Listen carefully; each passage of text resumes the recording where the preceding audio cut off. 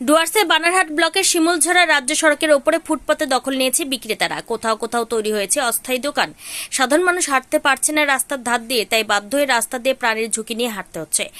বেশ কিছু বছর ধরে এই সমস্যার সম্মুখীন বানারহাট ব্লকের দুরামারি থেকে নাথুয়া যাওয়ার পথ চলতে মানুষদের, কিন্তু প্রশাসনের পক্ষ থেকে ফুটপাত দখলমুক্ত করতে কোনো পদক্ষেপ গ্রহণ করা হচ্ছে না।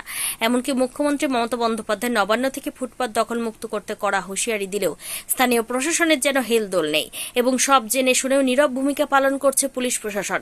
স্থানীয় যুবক ফিজুল হক বলেন, রাজনৈতিক দলের মদতেই বানারহাট ব্লকের দুরামারি শিমুলঝরায় ফুটপাত দখল হচ্ছে, না হলে এই ব্যস্ততম রাজ্য সড়কে কিভাবে ফুটপাত দখল করে ব্যবসা চলছে। এর বিরুদ্ধে প্রশাসন ও পুলিশের কড়া ব্যবস্থা নেওয়া প্রয়োজন এবং এই বিষয়ে একাধিকবার লিখিত আকারে জানিয়েও লাভ কিছু হচ্ছে না।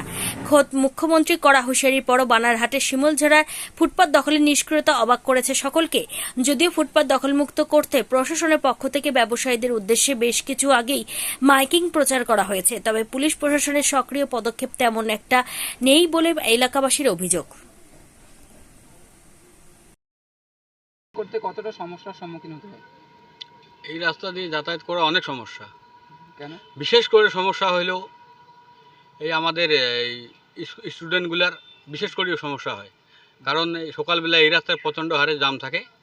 স্টুডেন্টগুলা ঠিকমতো যাতায়াত করতে পারে না, অ্যাক্সিডেন্টের হওয়ার সম্ভাবনা বেশি। তো এখানটায় সবজি বাজারটা রাস্তার উপরে হচ্ছে, এখানে যাতে না হয়, কারণ এখানটায় সরকারি বাজার আছে আমাদের। সরকারি বাজারে যদি হইতো তাহলে অনেক ভালো হইতো। আর ওই জায়গায় নাই কোনো কমিটি, নাই অন্য কোনো কিছু। কারো কিছু যদি কোনো সমস্যা হয়, এই দায়িত্বটা কে নেবে? রাজ্যের মুখ্যমন্ত্রী যে নবান্ন থেকে ঘোষণা করেছে যে ফুটপাত দখল করা অবিলম্বে সেগুলোকে মুক্তি করবে এবং কি ফুটপাত দখলকারীদের উচ্ছেদ করানো অভিযানও হচ্ছে, সেই ক্ষেত্রে এখানে কি ভূমিকা দেখা যাচ্ছে? পুলিশ প্রশাসনের কি কোনো ভূমিকা নজরে আসছে? এখানকার কোনো ভূমিকাই নেই। এখানকার কোনো যে ভূমিকা থাকতো, বানারহাট পুলিশ প্রশাসন বিষয়টা দেখতো, তদন্তই হচ্ছে না। যে তদন্তটা করতো তাহলে পিডাব্লিউর উপরে যে পিডাব্লিউ জায়গা দখল করে দোকান করতেছে, হ্যাঁ, আস্তে আস্তে প্রচুর হারে পিডাব্লিউ জমি এখানে দখল করতেছে।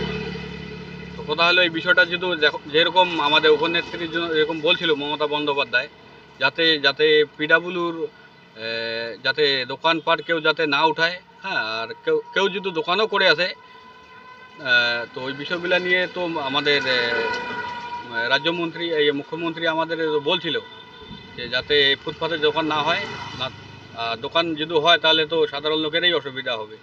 হ্যাঁ, প্রচুর হারে দোকান করতেছে, পিডাব্লিউ দখল করে দোকান করতেছে, বলার কেউ নেই।